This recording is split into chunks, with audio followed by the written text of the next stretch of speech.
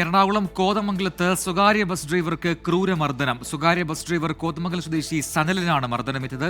സ്വകാര്യ ബസ് ജീവനക്കാരനായ അഭിയാണ് സനലിനെ മർദ്ദിച്ചത്. മർദ്ദന ദൃശ്യങ്ങൾ 24 ലഭിച്ചു. ആദ്യം ആ ദൃശ്യങ്ങളിലേക്ക്.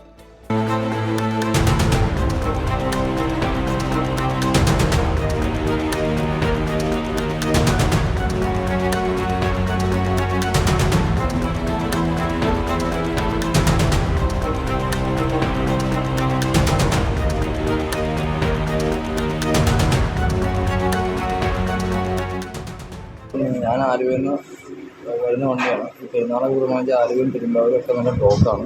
ഞാൻ മലപ്പുറം വരികയാണെന്നുണ്ടെങ്കിൽ പെരുമ്പാവൂർ വെച്ച് വണ്ടിക്ക് ഇടിക്കുകയും കോതമംഗലത്ത് വെച്ച് വണ്ടി വട്ടം വെച്ചിട്ട് ഇനി നീ വണ്ടി ഓടിക്കില്ല എന്നും പറഞ്ഞ് വണ്ടിക്കകത്ത് കയറി എന്നെ താക്കോലും എന്നെ സാധനം വെച്ച് എന്നെ മുഖത്തും കഴുത്തും ഭയങ്കരമായിട്ട് ചെയ്യുന്നുണ്ട്.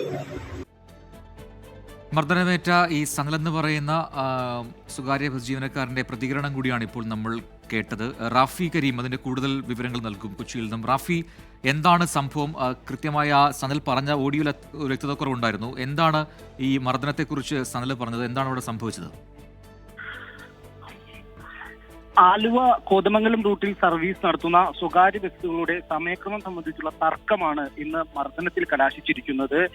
SMS എന്ന ബസിന്റെ ഡ്രൈവറായ സനലിനെ മറ്റൊരു സ്വകാര്യ ബസ്സായ അലൻ എന്ന ബസിന്റെ ഡ്രൈവറായ അബി അലക്സ് ആണ് മർദ്ദിച്ചിരിക്കുന്നത്. ഈ കോതമംഗലത്ത് വച്ചായിരുന്നു ഈ മർദ്ദനം നടക്കുന്നത്. ഈ ആദ്യം തന്നെ ഈ മർദ്ദനത്തിന്റെ കാരണം സമയക്രമം തെറ്റിച്ചു എന്നുള്ളതായിരുന്നു.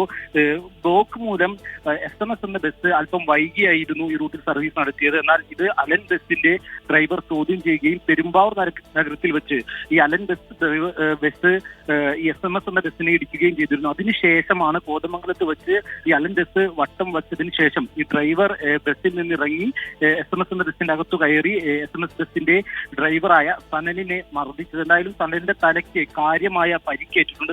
സനൽ സ്വകാര്യ ആശുപത്രിയിലെ തീവ്രപരിചരണ വിഭാഗത്തിൽ ചികിത്സയിലാണ്.